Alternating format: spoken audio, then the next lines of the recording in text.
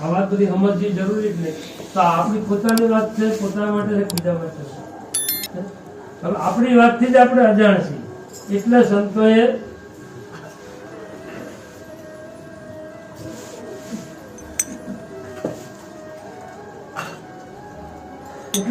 કીધું કે આયો પણ જાણ્યો નહીં મનુષ્ય દેહનો મર્મ, શેર લોટના કાજે કે ખોટી બાંધ્યા મર્મ.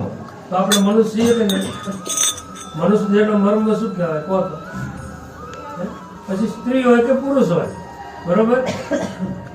આપણને સમજણ જ નથી કે મનુષ્ય દેહનો મર્મ શું કહેવાય. કેમ કે જાણ્યું જ નથી.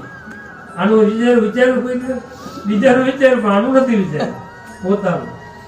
તો પેલા તમે પોતાનું વિચારો કે હું કોણ છું. હે આ નાત જાત તો આપણી જે છે એ તો એક આ સૃષ્ટિ ચલાવવા પૂરતી સમજણ પડી. જો આવી બધી વરણ વ્યવસ્થા ગોઠવે નહીં માણસો તો આ ચાલે.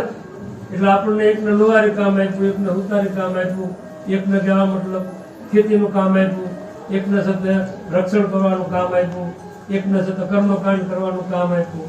અલગ અલગ નામ આપ્યા કે ભાઈ બ્રાહ્મણ ને ક્ષત્રિય ને વૈશ્ય ને, બરોબર છે, પટેલ ને લુહાર ને સુથાર, આ બધા નામ આપ્યા ને આવા, આ બધી વરણના. તો વરણ વ્યવસ્થા એટલા માટે છે, બરોબર? આમાં છે તો કે આ મતલબ તમે વરણ વ્યવસ્થા કાઢી દો તો હું માનું કે હું સુથાર છું, કે હું લુહાર છું, હું દરબાર છું, બરોબર? કોઈની માની તાકાત નથી, આખા વિશ્વમાં કોઈની તાકાત નથી. સાચી વાત ઉપર આવે તારે. બાકી તો મૂછો આમાં આટા મારી ફરતા હોય અને કે ગમે ક્ષત્રિય, તો એમ વાત નથી. આ તો મહાન સંતો થઈ ગયા, મહાન ભગવાનો થઈ ગયા. આ એની મૂળ વાત હું કરું છું, બરોબર?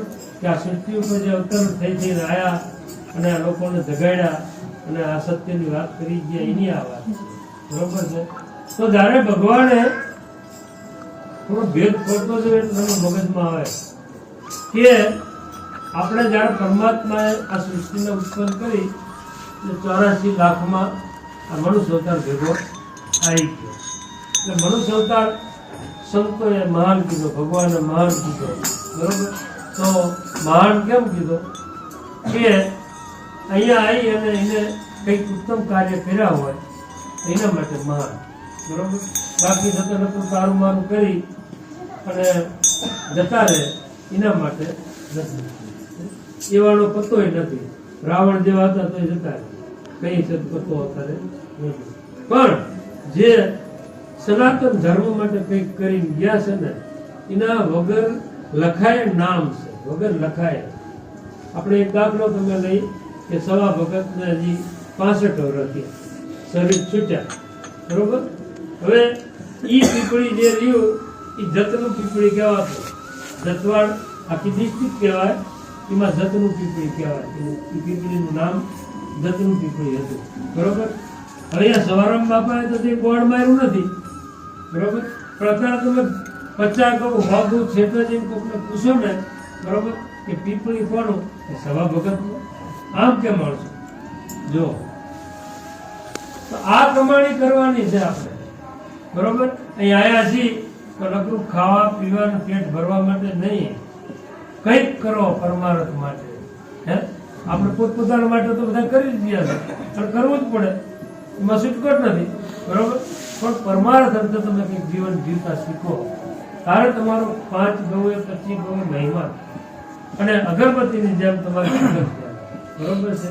અમારા ઠાકરજી ભાઈ છે તો ઠાકરજી ભાઈ તો ઠાકરજી આખું કામ કરવું પડશે, કઈ વાંધો નહીં, બરોબર? આમ હગા છે ને આમ ભાવ હોય, બરોબર, કે કઈ વાંધો નહીં. તો એ નામ મારું થાય કે ઠાકરજી નામ તો અહીંયા આપણે જ ચડે ને. ભલે હું નિમિત્ત બન્યો હોય પણ નામ તો આપણે એવું જ ચડે, બરોબર? એવા તો આપણે નામ ચડેલા છે ને વગર લખીએ એનો મહિમા. તો આપણું બધા એનું જ છે વાત. એટલે આપણને આ ભગવાને જીવન આપ્યું છે અને એમાં આપણા ખરેખર બધાના અહોભાગ્ય કહેવાય કે આપણે હાથે પગે આંખે મુખે એક જગ્યાએથી તકલીફ વાળા નથી. તો આપણા ઉપર પરમાત્માની પરમ કૃપા કહેવાય જ લાગે, કહેવાય ને? આવું મજાનું રૂડું શરીર આપ્યું છે તો સદુપયોગ કરો તો એ યોગ્ય કહેવાય.